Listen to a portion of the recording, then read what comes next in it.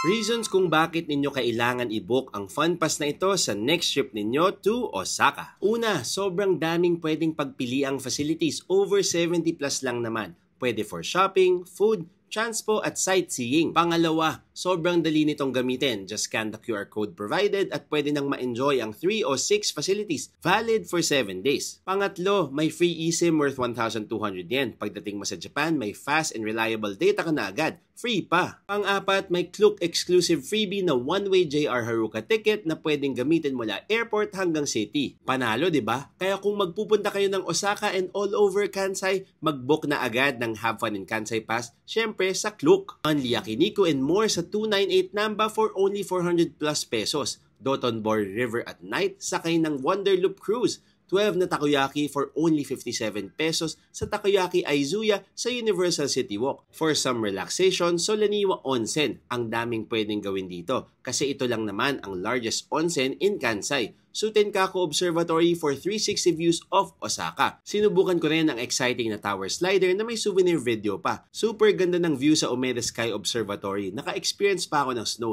Sobrang sulit ng Have Fun in Kansai Pass. 3 o 6 facilities na valid for 7 days, kaya ikot at your own pace siya. I-book nyo na ngayon sa Klook and make sure to use our code. Yun lang mga ka-eats, maraming salamat sa panonood. Until next time, bye-bye!